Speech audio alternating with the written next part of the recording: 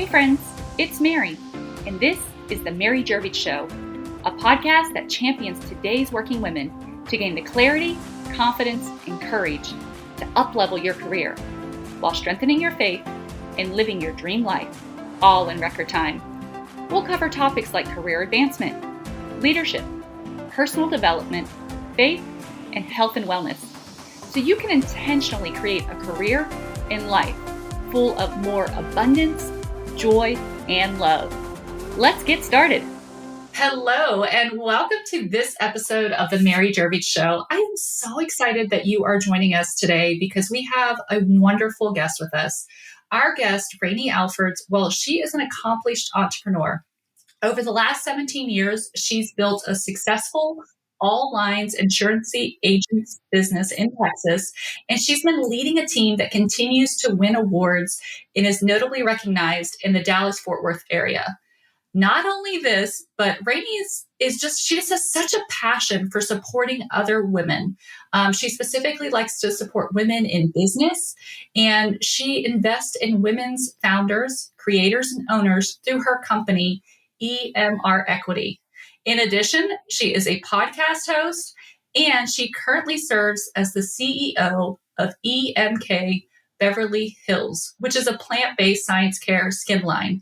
And it's just so incredible to have Rani here because she's going to be such a wealth of information for us, because not only does she have this amazing podcast that focuses all around mentorship, so she has had some incredible conversations with brilliant women, but also she is a business owner. She's a CEO. So she knows what it is to find talent, hire people, and she really sees what's happening inside of organizations. So I know we're going to have a wonderful conversation. Welcome in, Rani. Mary, I'm so thankful to be here today. I really love your podcast and I'm happy to be a part of it. So thank you so much. Absolutely. Absolutely. Well, Rani, why don't you just start? Why don't you just start by telling us about yourself and who are you and how would you define yourself? Mary, that's a great question. I think we all are wondering that on a daily basis, who we are. But I will tell you that I am a people person. I love people first. I'm a business owner. I am a mother. I am a tremendous foodie. And most of all, and lately, I think I've been weaving that mentorship piece, as you mentioned, into my daily life and the lives of others, hopefully. But I just love living life, Mary, and being around wonderful people. That is so incredible. I love that. So you've mentioned this word mentorship. You have a whole podcast around it. Why is mentorship so important to you? I think it's such a fun topic, and thank you, because it is fun. It is fun because it's also it's not only fun, it's also important to all of us. And I think we look at it sometimes when someone says mentor, we think of it as a stoic, one person, I've got to go hire one or find one. And what the podcast that I designed is based on mentor moments. And I found just over time and over life that all of us, men, women, everyone have learned something that they can share. And when they share and when people help each other, it just begins to pay forward and compound. And then we all start sharing. And within the women workplace and the women piece of this is specifically because, as you mentioned, I've talked with a lot of women, and the workplace can be really tough, and we can be tough on each other as opposed to trying to lift us all up. And I hope that this podcast that I have is a small piece of that, and hearing more successful women out there saying, hey, I couldn't have done this without so-and-so. And it's not always women. There's lots of mentorship and for men in the workplace as well. And I think that's also a positive thing to hear. But I just simply believe that we all have something we can share. We all have something that we can help someone with. And when you need it the most, it's going to be there for you. And it doesn't have to be through someone you don't know or someone you know. You don't have to hire someone. It can just be those small moments, Mary, that make a huge difference in our lives. Yeah, absolutely. Well, I think sometimes we don't even know in the moment how much someone was a mentor to us. I know growing up, I started babysitting when I was 12 years old. And looking back now, this young girl's parents were actually mentors to me. although would never see it as that, right? They were just the parents, but between the things that they said, the way that they acted, like different things. And I could see how having that experience in my life really shifted and changed things. So there really are mentors around every corner. It's like we just have to keep our eyes open and observe. And that's how I've learned so much, over time. I can't look back and think, oh, I had one specific person in my life. I've had so many that have actually made a difference, but I didn't even understand, like you, they were mentors until I used or tapped into that information or that observation that I had of them, that is really the impact that it had on me. And so we don't really know it until we're open to receiving, we're open to executing it. And also we're, again, open to helping others with it. And I think that's the missing ingredient sometimes, is once you start helping and sharing with other women in the workplace, for example, is when it all comes full circle, is when we all start working together and helping each other. Yeah. And so, as you're kind of having this conversation with me right now, it's kind of coming up, right? Like, there's going to be some people out there that are actually really good mentors for you, but there's probably some that are not good mentors. So how can you kind of tell the difference between somebody who's is a good mentor and somebody that maybe isn't really adding value, even though they're acting as a mentor? That's a great question. I think that, as you know, you have to find someone that you align with, period. But I will say, observing first. Look around your environment, whether it be personal or work or wherever it is, and just look at, what are people doing? How are they acting? Where are they going? Where are the positive people? Where are the people that are staying late, working hard? Where are the ones that, are kind and just, the people that are smart and going somewhere are the people in that workplace that you want to start looking at. And from there, I do believe that you have to speak up. You have to make the effort to connect with them. If there's one thing that I've heard over and over and over, it is you have to outreach. You cannot sit back in a corner and expect someone to come and save you or to come and help you. I think we have to have that courage, and we have to be bold, and we have to reach out. And that's the first step, Mary. Yeah, absolutely. And I love what you said there, because you used the word kind. And you kind of paused when you said that. And I think that's the most important thing, because kindness isn't telling us what we want to hear. That's not kindness, right? That people can tell us something that's unfavorable in a kind way.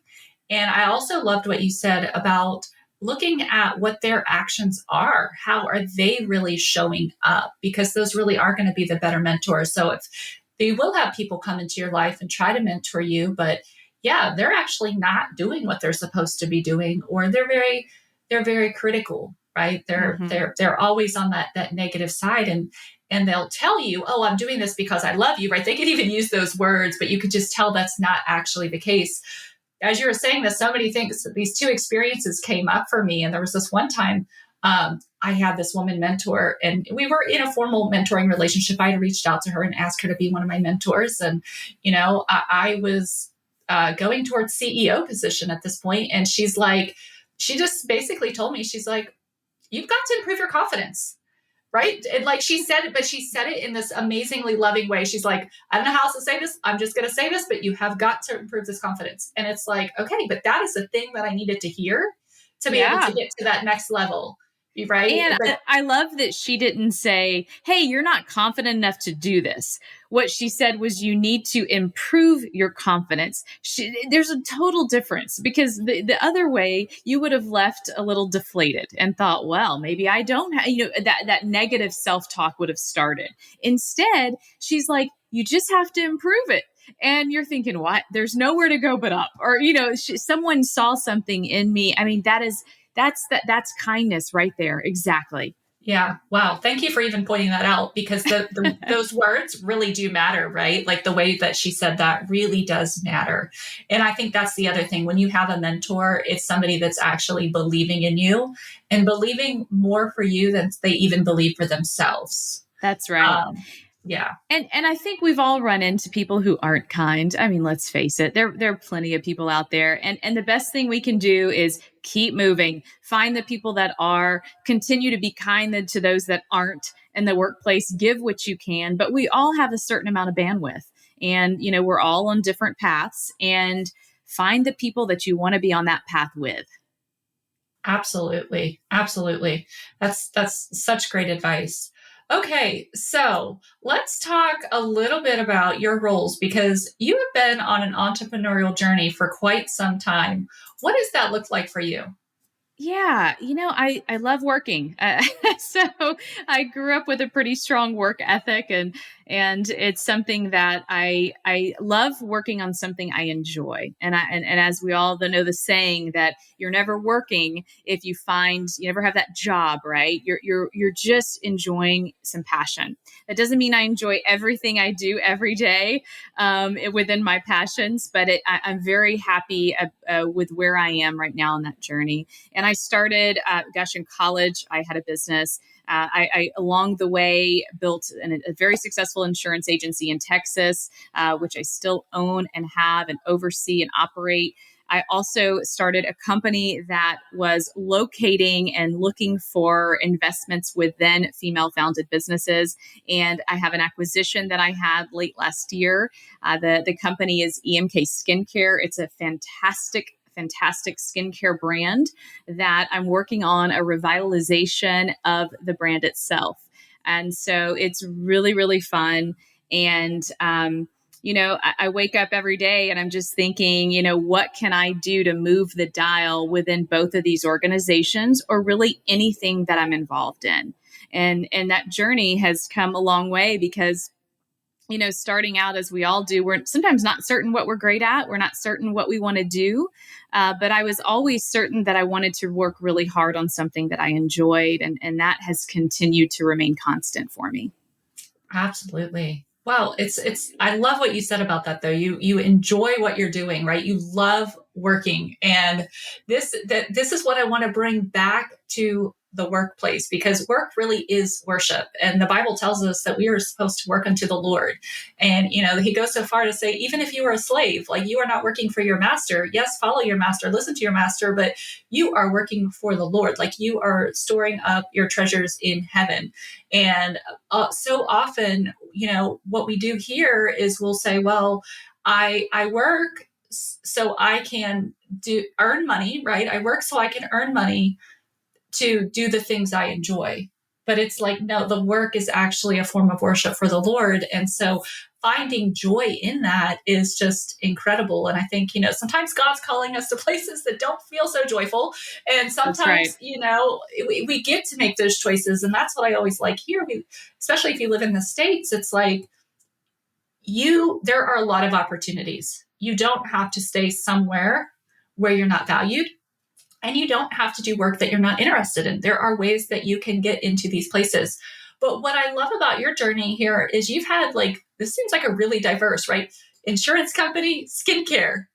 Help me understand. How did this all come about? What's so interesting is, to me, it's so similar, because I, run and operate and oversee and coach and train and sell. I have all these capacities and these skills within a business. And I believe that they translate to other areas and can be utilized in other areas, regardless of the actual product or service. And I think often we look at ourselves and we say, hey, I'm just this one thing. And I've tried to realize and actually activate and execute that I have more to offer than just one box. And I can take those same skills and really make an impact and make a change and enjoy it. And that's really what I'm chasing. And I'm chasing that piece, because I feel like I have a lot to offer. And now, listen, I can't do everything, and I bring in the people who can. I admittedly ask and talk about my weaknesses very vulnerably, because I got a lot of them.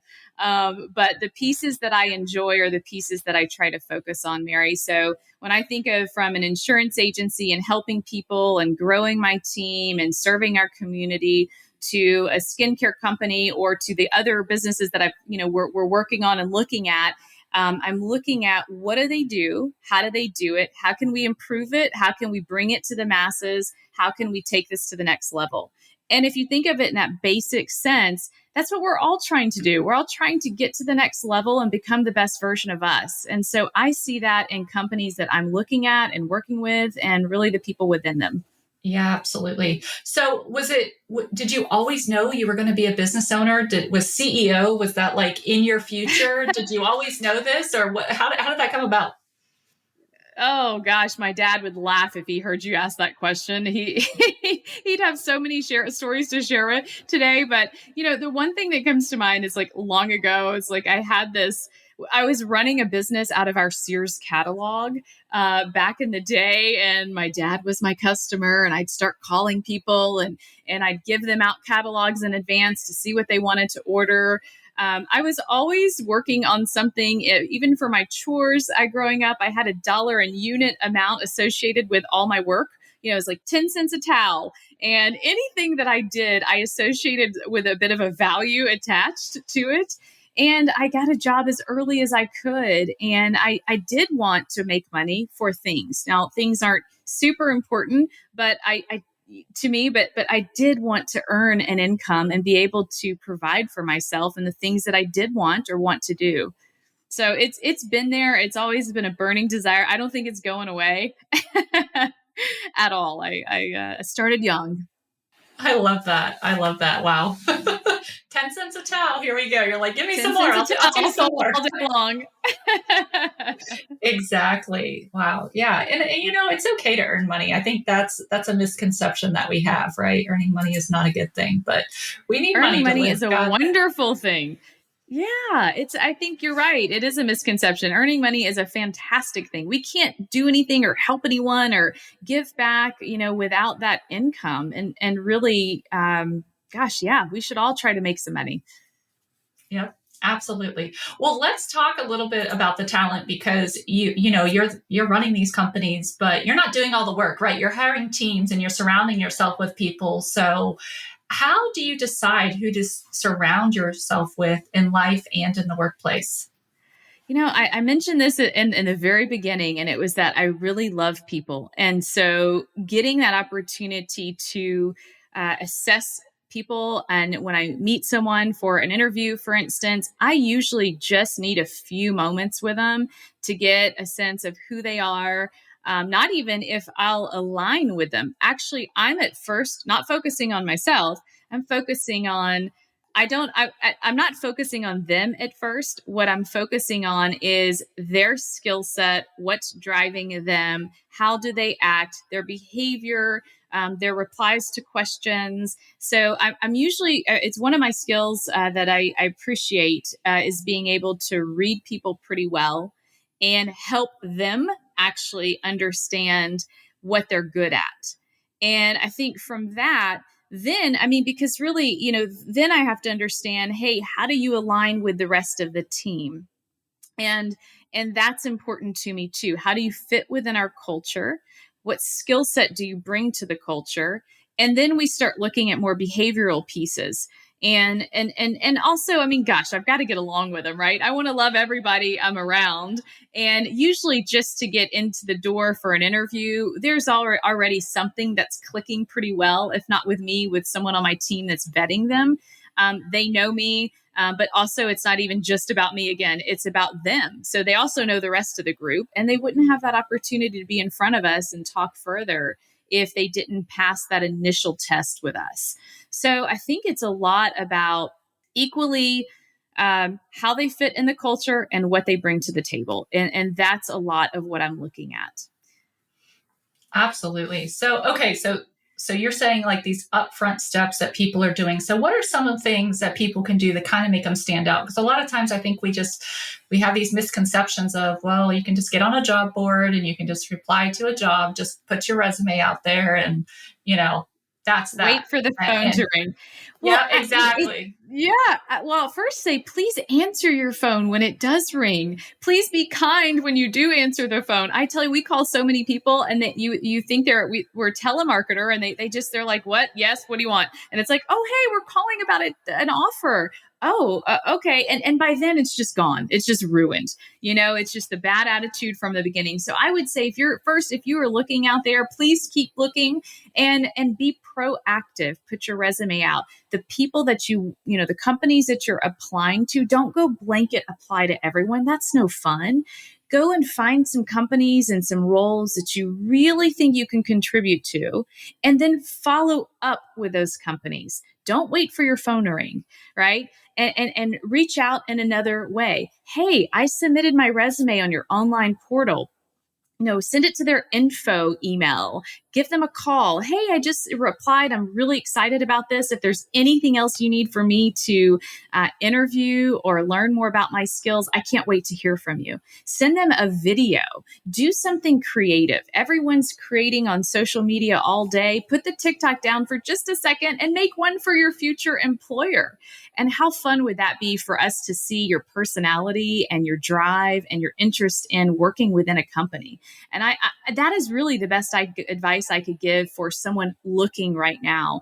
And, I'd also say, just again, find the companies, focus on what will make you very happy, because it's going to work out for both of you. That employer is going to love you so much. They're not going to want to let you go, and you'll be able to grow with a company like that. You won't have to get into that perpetual cycle of job hopping and not being happy with wherever you go and whatever you're doing. So there's hope out there for all of us, employers and employees.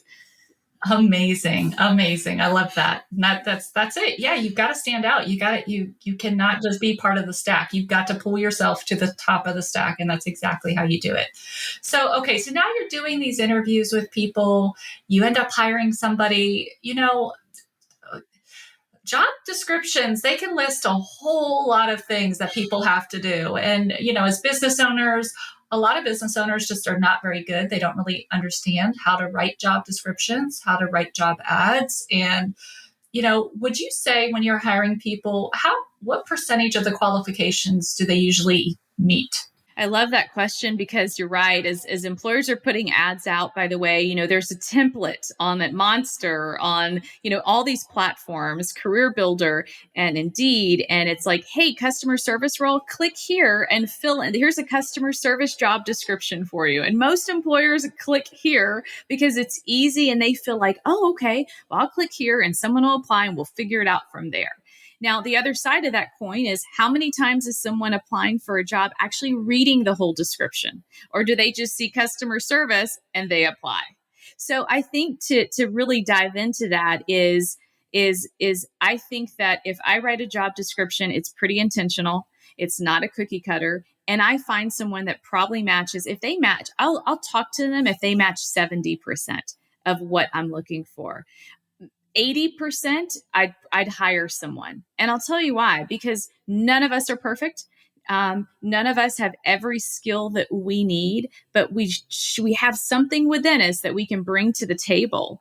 And I'm looking for the person who wants to come to the table. And if they have 80% of it, you're in, because I can help you, coach you, and grow you from there. But I'm not expecting the perfect candidate every time. Yeah. So what she's saying is, apply for jobs that you don't feel like you're 100% qualified for. If you're 90%, apply. If you're 80%, apply. If you're 70%, apply. And I'll even go so far to say, if you're 60% qualified, just apply. Because if you will do those extra steps, if you will put yourself out there, put yourself to the top of the pile, send that video, you are going to stand out. And if you go in there with that positive attitude, you're prepared, you're well-spoken, you can topple over, right? If you come in as somebody that is teachable, coachable, hungry to learn, then you can learn the skills. And I think that's the thing. Job employers don't think about this, how many people they're turning away by putting out these really lengthy job descriptions, because so many people will just say, well, I can't do that, and I can't do that, and I can't do that. And the truth is, like you said, sometimes they're not even writing those things. So you wouldn't even have to do those things. So it really is about putting yourself out there. Wow. Put yourself out there, and also ask the employer some really great questions. Hey, I printed off the job description. What's a day in my life look like? Out of the job description on here, what do you need me to be 100% at, and what can I grow at? Right? Circle them. work on it and be interested in it. And I do believe right now, especially in this market, everyone can find something that they'll enjoy. Okay. So now you found the person you want to hire. You're going to make an offer to them. One of the big things that women struggle with is negotiation. Only 7% of women negotiate, where 57% of men will negotiate. Have you ever taken an offer back because somebody tried to negotiate? Have I ever Rescinded an offer? rescinded the offer? No, I haven't rescinded the offer. Well, I'll take that back. I have once. And I'll tell you why, because it was so poorly done. It was very, I didn't appreciate the way that it was done and the kindness and the communication around it. So actually, I have. Because I think sometimes if we do things with arrogance as opposed to genuine interest and value driven for both of us, then that's probably someone I don't want to work with. And I was glad to see that early on. But most of the time, if someone does come back to negotiate, I'm absolutely open to a conversation about that. I think we all have a limitation. Employers can only have, we may only have so much to give. And by goodness, if your value is way beyond that, then we probably aren't a good fit and there are no hard feelings. But in some instances, sometimes I do believe there is more to give, especially if we have underestimated certain skill traits and characteristics that could help with the role. And why I say that is because if you're going to negotiate, don't make it just about money. Remind me or that employer of why you're worth X, what you bring to the table, how it benefits the company. And I think when you start talking about those things together is really a beautiful thing, because you are diving a bit deeper into that relationship as it progresses. And so I say, always ask for what you're worth, but make sure you're worth it to yourself and to the person that you're going to be the person that's hiring you. Yeah, absolutely. And I love what you said, because you have rescinded an offer, and I love your transparency and your honesty with that, because typically people don't rescind their offers after somebody negotiates, but there are ways that we can poorly negotiate. There's an instance where you've given the employer your salary requirement. They've actually given you something within that range, and then you try to negotiate.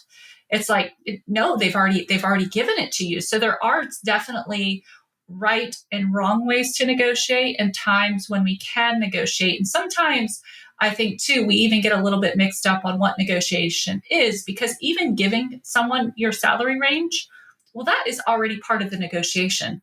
The negotiation doesn't just start after they've given you, your initial salary. It actually starts before. They actually tell you the number. So super important to understand that. But it really isn't. And that's a great point to highlight, because it's not just even about the salary. What if it's that you want a day a week to work at home? What if it's something, that is really, what if it's that maybe that extra week of PTO a year is so valuable to you? What if there could be some other things? So it's not all, and by the way, that might help, because it's not a dollar amount being paid out for the employer. So I believe there's also other components you can ask for, negotiate, or talk about. But yes, when you get down to the wire and you've said, yes, I'm all in, and then you go back the night before you start and say, hey, well, I noticed that other people are doing this, and could I get more? That's it. That is very frustrating. It is frustrating. So I think you're right. There's some great ways to negotiate, and it starts on day one. Absolutely. All right. So now we're a team member. We are in one of your organizations. We're working for you. What do you see when it comes to career advancement? Because, there's lots of traditional advice out there that I always say it's kind of like wrong or lacking in a lot of ways, especially it seems for women from all the research that I've done. But what do you really see with the people that are advancing? What have you noticed over the years? What I've noticed are the people that want to do, and those are the ones I want to focus on. And it's a beautiful thing to watch someone I'm thinking of someone in my mind who started with me 3-4 years ago, and how much she has grown since then, from those transparent fears, from those idiosyncrasies that got in the way, from different things, different communication level.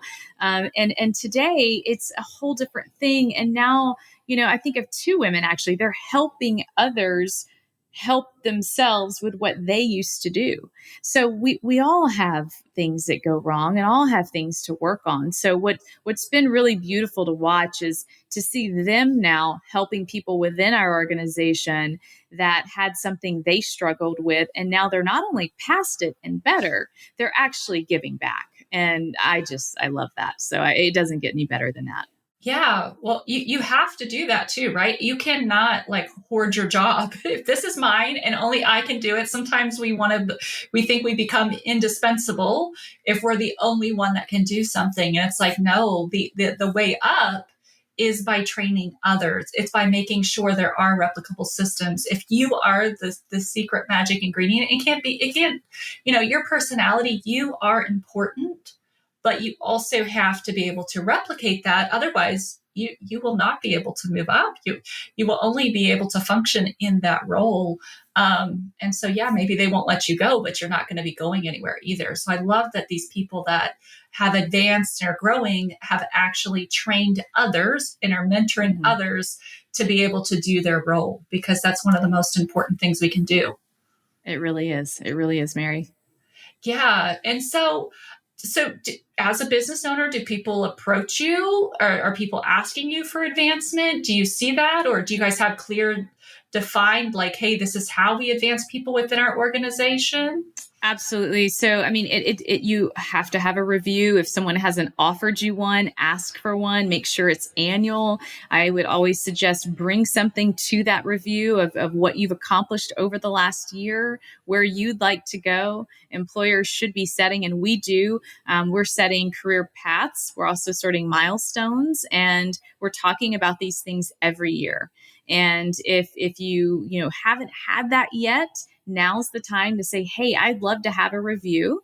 And, tell them why. Tell them what you've been working on or what you may need help with. Yeah, absolutely. Yeah, we can't just sit and wait. So I love that you have career paths. So, okay, so you have career paths, and thank you for sharing all this information. I love hearing what businesses do, because every business is so different. And a lot of the women that get on the accelerated career clarity calls with me, they're in businesses, but they're like, oh, there's not really a clear path. Because I'll ask them, well, how do you earn a promotion, or how do people earn promotions? And they'll give me an answer, but it's not actually like there's not like this clear path. But even though you have a clear path, do you see people that are still advocating for themselves outside of that path? Like, will people go above and beyond to still say, like, to make sure that they're putting their career goals obviously in alignment with the company goals? But like, have you noticed that from some people? And do you feel like that's beneficial?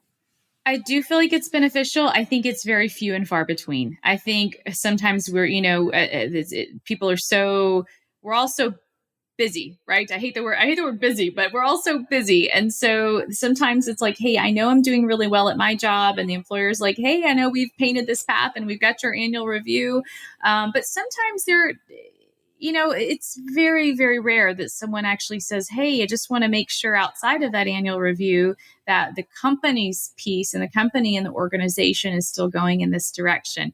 If it's not, I'd love to talk about how I fit into that. And because as we know, I mean, pandemic was a great example, but we've had many others. Businesses evolve, our footprint has to evolve. And so, the employer-employee relationship does evolve over time. And it's that level of communication that when someone's working for me and I know that I can openly communicate exactly what's going on in our organization, that's the person who's going to be there no matter what. And hey, listen, if something evolves that they're not a good fit for, I am happy for them that they know what they're a good fit for, and it will support them going to find that. Absolutely. Well, I love that. And I think it's so good that you're saying like these people are proactive in saying, and it is few. And I think it's few because people think, well, no, there's this system. This is what I have to do. And they don't realize that no, above and beyond isn't upsetting any kind of manager. Like that's not going to upset you as a business owner if somebody walks in and is like, checking in like, hey, how are things going? Or, and I would like to do that frequently with my CEO. Even when I was an executive, I'd want to meet every week. When we would meet, I would just say, how am I doing? Is there anything, really wanting to serve that person, figuring out if there were other strategic projects, if there were any red flags, because there's no way I could sit, and you don't have to meet weekly. You could meet monthly or quarterly, but it's more than once per year.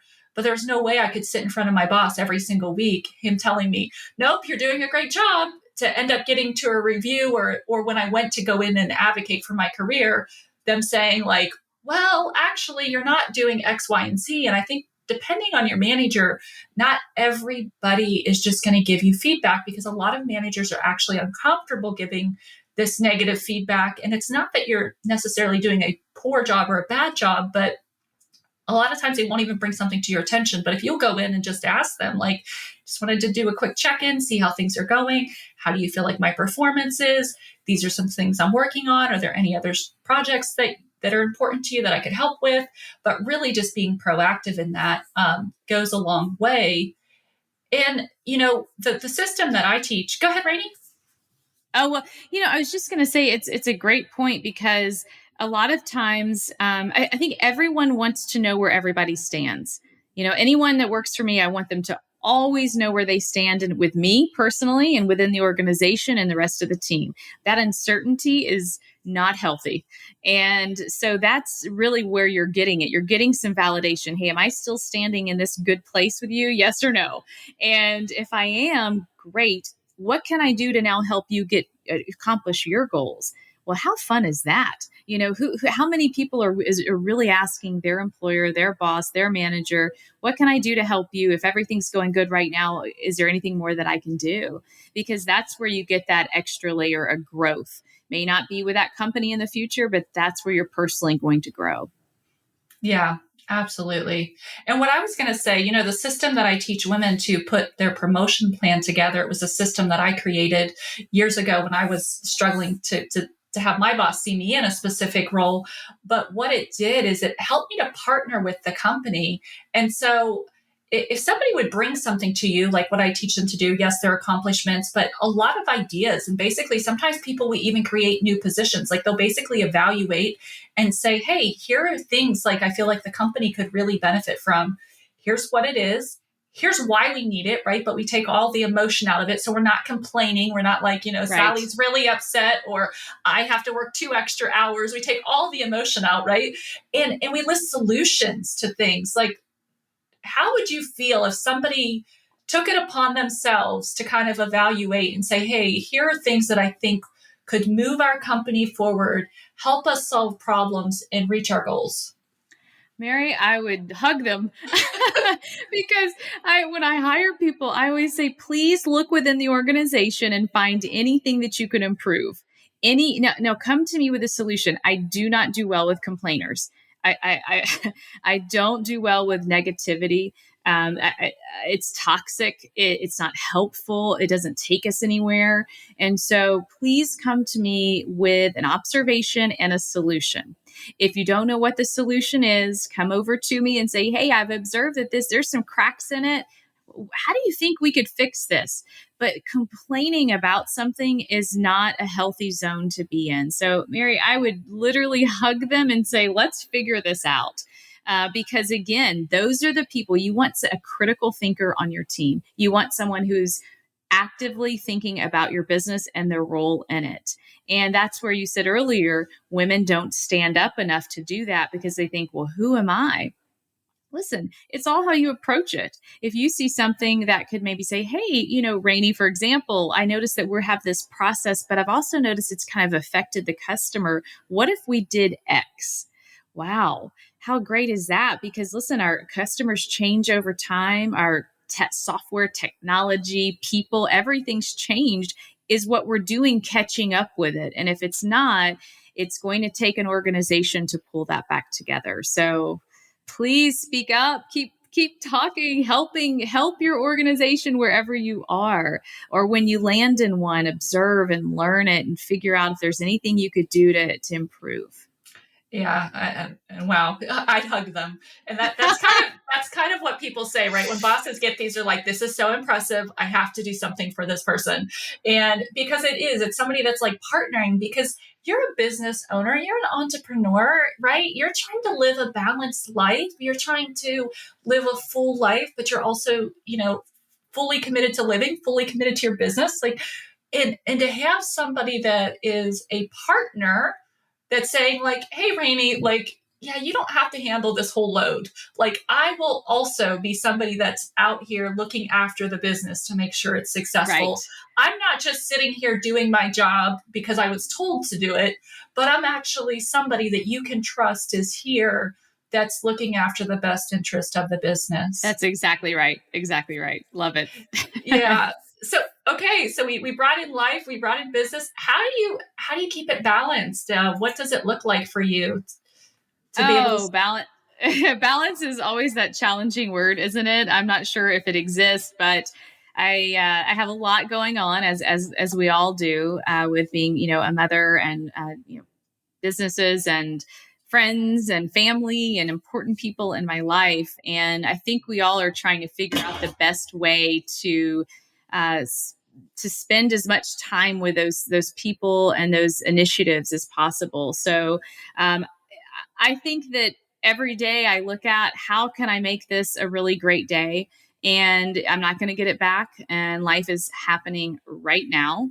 And if that means that today I'm, focusing on this initiative specifically with all my attention, and then I have time with my son, I have time with important people in my life, that is a wonderful day for me. So I guess to answer your question and sum that up, I would say that I'm looking at how I need the things that are important to me, and within that one day, what I can do that will just really make it a day that I don't want to forget.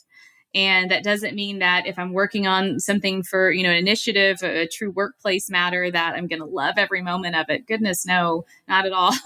I mean, I love what I'm doing, but some of the pieces in there, we all have bad days. But I really try to build my schedule around the week, what I'm going to accomplish. I block out the time and plug in time with people, plug in time for exercise, plug in time for everything. And Mary, I do wish I had about 5 more hours in a day, but it's good. I'm pretty happy with how I can structure it, but it's definitely a work in progress for all of us. I'm always still working on it. Yeah, I just love how you said that you're really creating it though. You're really being Yep, intentional, and very. you're not being a victim to the life you actually chose, right? Like, you chose to be a business owner. What good would it do for us to have to say this is stealing my joy? And I think just with you opening, saying, "Wow, I love working," right, and not allowing ourselves to feel guilty depending on where we're at, but fully allowing ourselves to realize that each moment that we're living, it's not just for our personal satisfaction, but it is to worship, it is to give glory to God, and it's really more about others than ourselves. But at the same time, realizing that, yeah, I don't have to be a victim because I'm not a victim. I actually get to love all of these different pieces of my life, and balance looks different every day, and that's okay. It really does. I mean, one day my every day in my life is completely different. I feel like, which probably is part of my personality.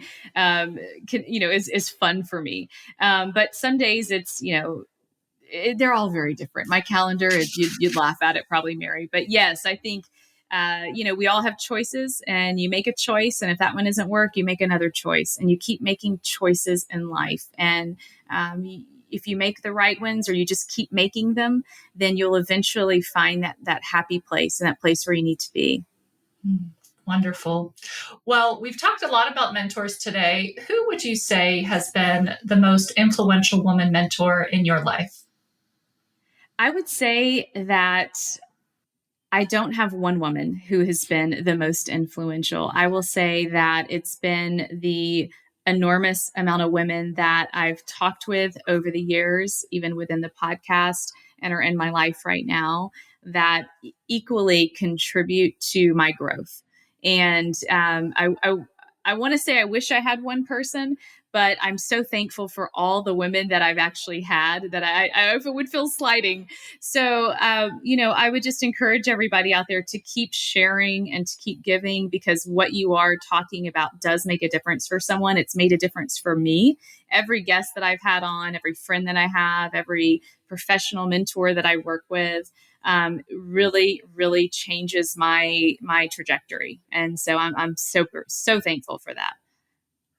Love it. Love it. Absolutely. So, Rani, I'm sure that there's some women listening today. They're wanting more out of their career. They're not really sure what to do. Maybe they're even having some self-doubt. If you had the opportunity to speak to this woman today, to mentor them, what would you say? I would say that join the club. We all have had that at some point or another. We have it within us each day. There we struggle with a little bit of doubt, a little bit of uncertainty, a little bit of self-sabotage. I mean, we all have that. And what I would say is look forward, look ahead, go one step at a time, but take a step.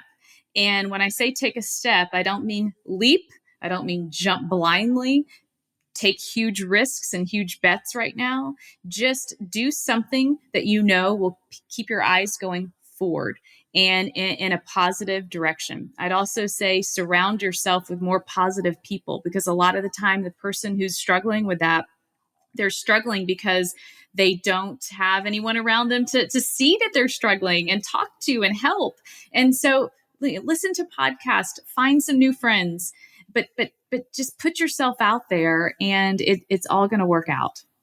Absolutely. Well, friends, thank you so much for joining us today. Rani, thank you for being an incredible guest and sharing so much wisdom, both through mentorship and as a business owner. It's just been such a pleasure to have you here today.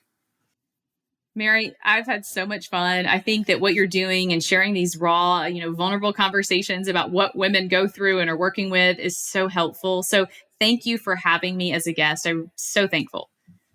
Absolutely. Well, friends, if you enjoyed this episode, I would just ask that you would share it with somebody. I'm sure that you know somebody in your circle that could really benefit from hearing this conversation. So take time to share it today with someone that could benefit. And I'll look forward to seeing you next week on the next episode of the Mary Guirovich Show. Until then, remember, you're just one plan away from your next promotion, and God, well, He's not done with you. Hey, friend, thank you for listening today. Be sure to join us next week for another great episode. If you receive value from today's show, I'd appreciate it if you would leave us a 5-star review to help others learn about the show.